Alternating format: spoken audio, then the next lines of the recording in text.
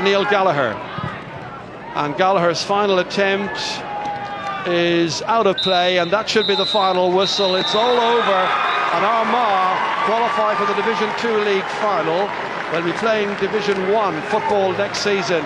Great day for Paddy O'Rourke and Armagh. Utter drudgery for Donegal, who've lost here at Letterkenny by 2 goals and 16 points to a mere 6 points for Donegal. Well, Armagh showing the greater hunger in Letterkenny this afternoon and getting that all-important win. Bernard Flynn, going into this match, there was a lot at stake, obviously, for both counties. Both could get promotion. It should have been a great match. Why wasn't it? It was an awful game of football, there's no doubt about it, and that's the big question you'd have to ask, or Donegal supporters would have to ask. I mean, so much at stake, Division 2 final, Division 1 at stake, and an shambolic display, as Ger said so many times, by Donegal. No passion, no pride, attitude was awful, but Armagh could only beat what was in front of them. They'd done very, very well, defence was very strong, midfield worked hard, Steve McDonald's back, he's lost a bit of weight, doing well, so 2-16, Donegal had 2 points from play, first in 18 minutes, had to wait another 27 minutes. It was a shocking display all around the field, and I'd like to ask a lot of Donegal players, what was their mindset going into the game? You know, John Doherty, you'd have to feel sorry for him, very good wholehearted player, having to watch that, what was out in the field there today was not good enough for a big crowd from Donegal, so a lot of work to do. I suppose you were having a bad day at the office, to put it mildly, but Armagh had so much possession of the ball. Defenders were going up and getting scores. Yeah, but it's very unusual when you see, defenders, we're going to see it here now. They scored 1-3 from play, 4 different defenders. Andy Mallon there overlapping. Time and time again they've done this. He curled it beautifully there.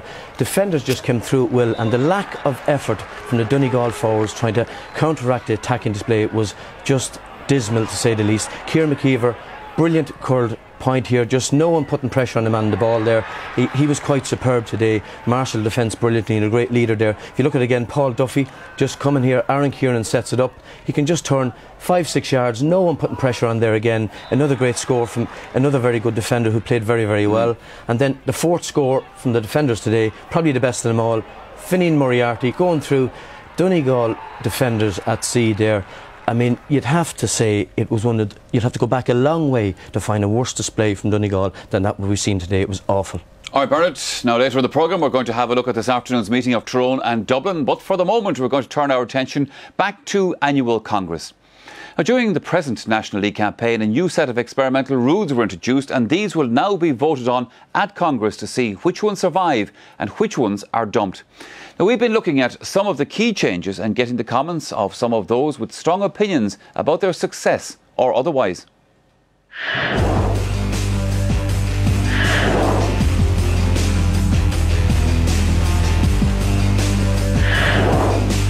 Personally, the fist pass hasn't got a chance of getting through. It's been denigrated by managers and players so far this season, and it doesn't seem to be in kilter with the game.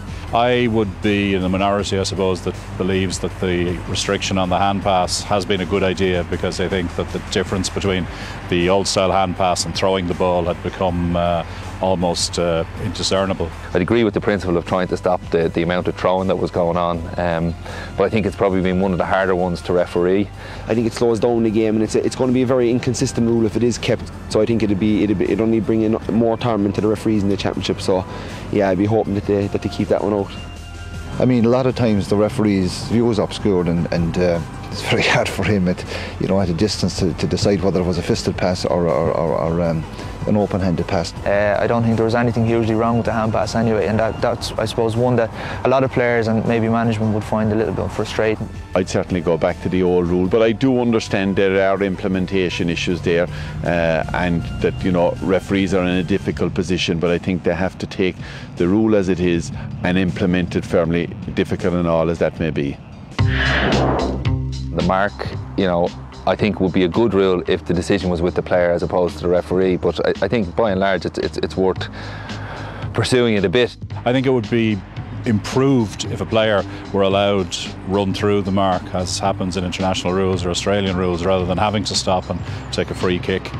There's different interpretations, I understand it, in the compromise rules, whereby the player has the choice of playing on or stopping up or that sort of thing. The fact that it stops up at this level hasn't helped it. I think it doesn't solve what it was supposed to do, increase the incidence of high catching, particularly when you could make a mark by catching the ball at your knees. I think it had gone the last few years. Teams weren't even jumping at midfield. They were just waiting for you to come down. Then they'd come in around you, and next thing you would over carrying or travelling or whatever it'll be. And again, a very hard one for refs to control and to keep consistency, which is what we as players are looking for. So I think the mark makes their job easier. If you're good enough to go up and catch it, get up there and catch it. You win possession for your team, land and move the ball on. I think it speeds it up. I think it's a great rule. The square ball in football hasn't been a major issue in a lot of games, but where it has worked well. The square ball, which I think has worked out well. I think it takes a bit of ambiguity out of it. I think the square ball is a very tough one, no matter what rule they go with. To make it easier for refs, you almost maybe even looking at that they keep everybody out of the square. Nobody can go near the square, as in whether if it's before the ball or after the ball. I think that's the best way if you're going to keep it simple, because you're going to have, at the end of games, their ball going in and 10 or 12 fellas going for it inside in the square, and fellas getting pushed and shoved around the place, and then a ref giving a penalty and hassle over that, or else leaving it go, and they're going to be losing out either way. So it's a very tough one at the end of the day, and the square ball, and I still don't know where I stand, whether you'd keep it in or not, to be honest with you. I think myself is going to promote camping in the square. I think if it was up to me, I'd say that there should be nobody in the square, high up or low down. Rejigging it now, not in its current format, no, I wouldn't find it acceptable. They have to come up with some system whereby they tell the players how much time is left. My own view on the time thing is really, I don't think that the kick it out of rule would work unless there's a hooter system. At least the players can see what is left in the clock, because we as players don't know what's left. They add on 3 minutes, but we don't know when them 3 minutes are up. I think it's a good idea, but I think players should know when that time has elapsed, that if the ball goes out, that it's over. For both teams, I think that would be a good thing. Some referees tell you, some don't, and I think there should be a signal of some description. But by and large, I think that's a good thing. I think it's a bit of an anti-climax when people can kick the ball over the sideline or out anywhere. I think it's not a good way to finish the game. I think if that was adjusted now, that you had to cross the opposition's end line, then certainly would keep it more interesting up to the end.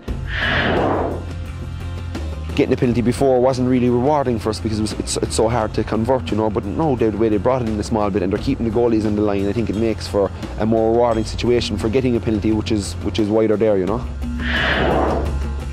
now let's get some more views on all of that. Kevin McStay, what do you like, what do you not like? I like lots of it, I suppose. The trial period is over now, and maybe if we look at it in the sequence that we just the clips we had, the fisted pass, well, it's always been on the rule book, so it's been kind of called the wrong thing to a certain degree. It's the elimination of the open hand pass. Yes, it's very difficult, really difficult. I don't think the fist pass will get through. Personally, I would like to see it get through. I think it is an improvement, stops the throwing.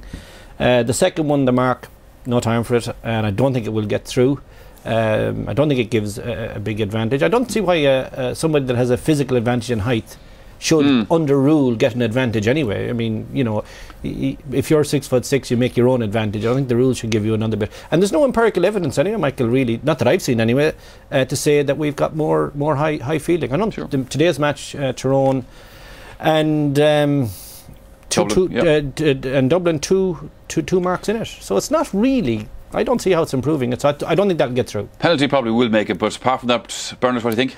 Yeah, no, the penalty for me definitely has to stay. I don't think square ball will definitely go. There's another mark, like Kevin, disagree with it. The one thing I'd have to say as regards the hand pass that's been a huge disappointment is the players themselves. I've watched it closely over the last few weeks.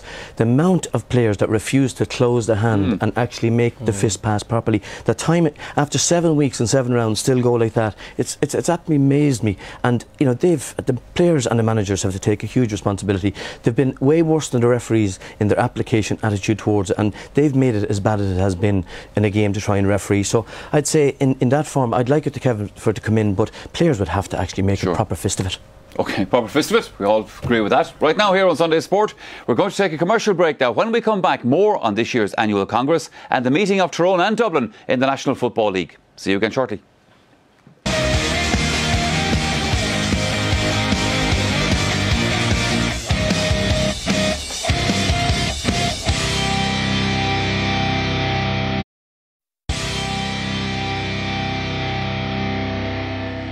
And you're welcome back again to Sunday Sport. Tyrone and Dublin coming up later, but just before that, another one of those issues to be debated at next weekend's annual Congress. Well, the opening of Croke Park to other sports was surely one of the biggest ever decisions taken in the history of the GAA. Well, that arrangement has now come to an end, but Is there the prospect of more big soccer and rugby matches at Jones's Road in the future? Well, a number of motions propose yes, some are saying no. Well, what do those that we contacted think about the overall situation?